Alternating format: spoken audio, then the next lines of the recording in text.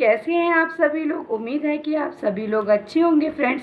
तो आज की वीडियो में आप लोगों के साथ शेयर करने जा रही हूँ माँ ब्रह्मचारिणी जी की कथा। इस कथा को शुरू करने से पहले आप सभी से निवेदन करूँगी कि प्लीज़ फ्रेंड मेरे चैनल को सब्सक्राइब करें, साथ में बेल आइकन बटन को दबाना ना भूलें।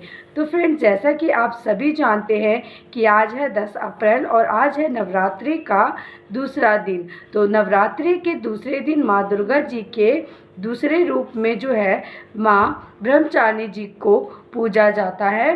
तो आज मैं उन्हीं की कथा शुरू करने जा रही हूँ। तो चलिए फ्रेंड, स्टार्ट करती हूँ। माँ दुर्गा की नवशक्ति का दूसरा स्वरूप ब्रह्मचारिणी का है। यहाँ ब्रह्म का अर्थ है तपस्या से। माँ दुर्गा का यह स्वरूप भक्तों को अनंत फल देने वाला है।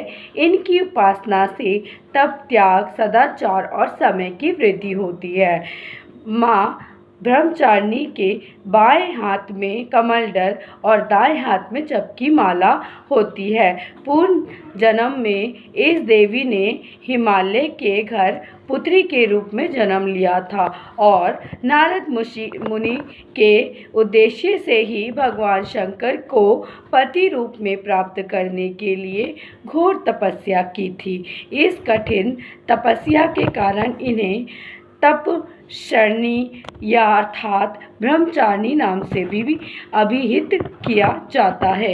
1000 वर्ष तक उन्होंने केवल फल फूल खाकर बिताए और 100 वर्ष तक केवल जमीन पर रहकर शाक पर निर्वाह किया।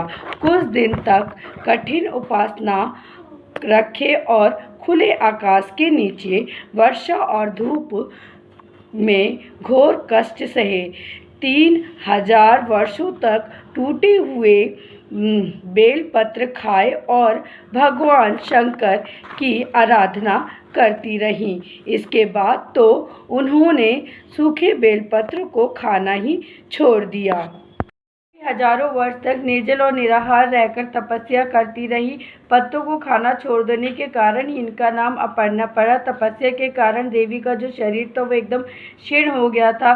देवी देवता ऋषि मुनि सभी ने ब्रह्मचारिणी की इस तपस्या को अभिभूतपूर्ण पुण्य बताया और कहा कि हे देवी, आपके अलावा कोई भी इस कठोर तपस्या को नहीं कर सकता था। आपकी मनोकामना परिपूर्ण अवश्य होगी। आपकी भगवान शिव जी से शादी अवश्य होगी। आपको पति के रूप में वो अवश्य प्राप्त होंगे।